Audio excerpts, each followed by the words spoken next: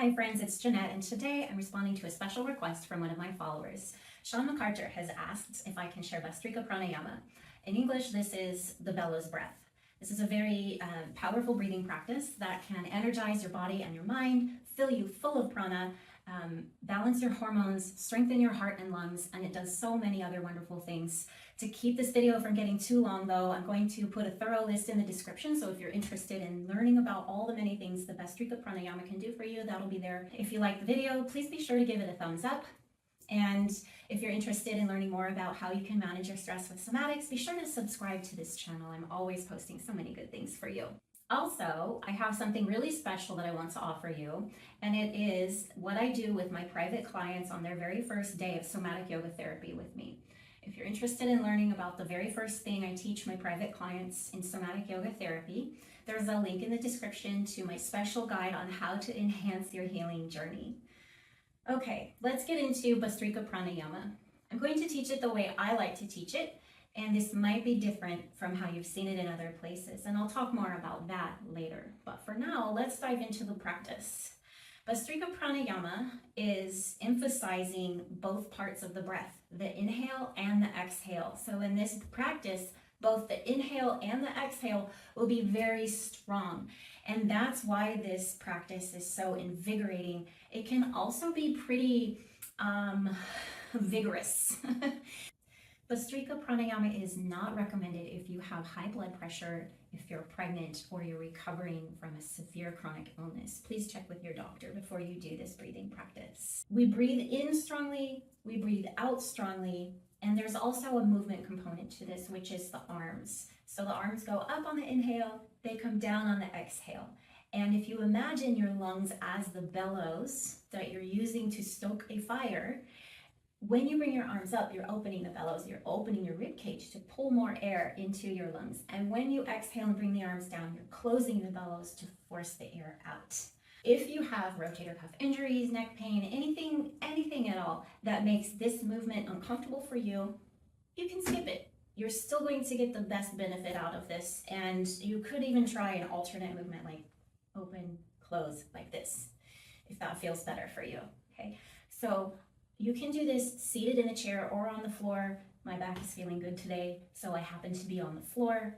That's where I'll be doing it. You can even do it standing if that's what works for you. So getting started, we're going to go through 3 rounds, okay, of 7 breaths. Now, I recommend you starting very small with short practices because this is such a powerful practice. So 7 is a pretty short round.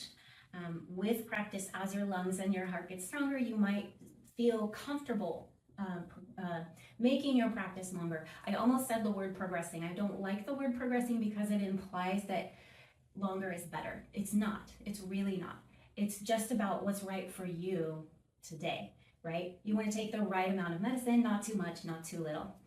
So here we go. We're going to do 1 round of 7 breaths, and each breath is going to be that long, okay? So here we go.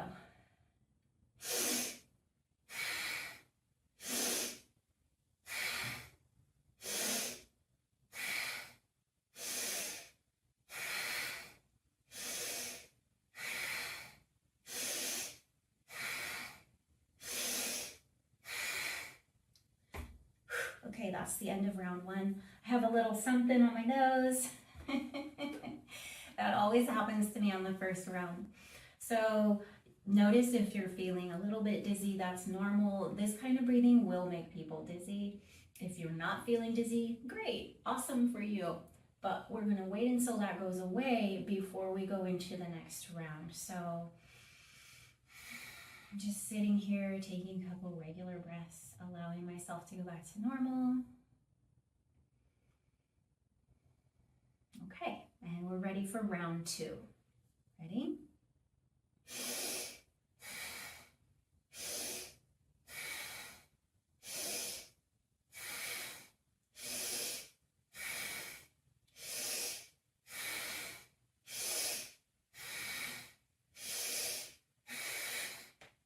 All right, letting the breath go back to normal.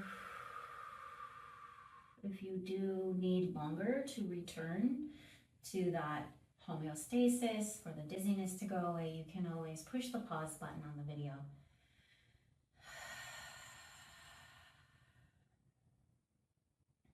All right, here comes round 3. Ready?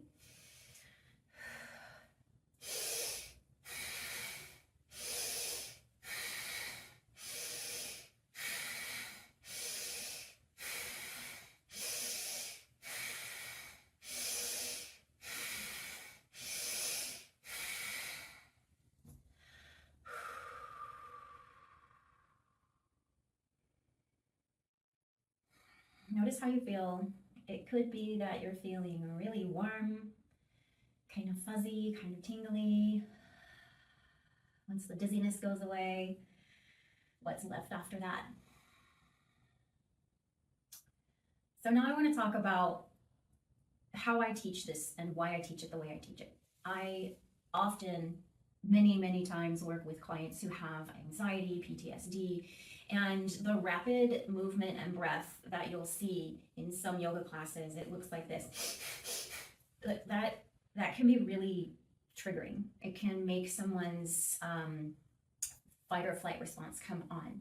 And this breath actually does do that. It increases levels of adrenaline in the body. That's why it's energizing. And so if I'm working with people that have too much adrenaline, you can see why that's not what I want to go for.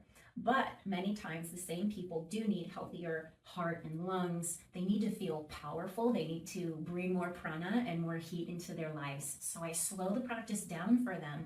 We still get lots of heat, lots of energy moving through without the other side effects. Thanks for tuning in today. I hope the video was helpful. Please give it a thumbs up if you liked it. Subscribe to my channel for more tips and tools on how to deal with stress with somatics. Be sure to take advantage of my special offering of your guide to enhancing your inner journey. Namaste, my friends.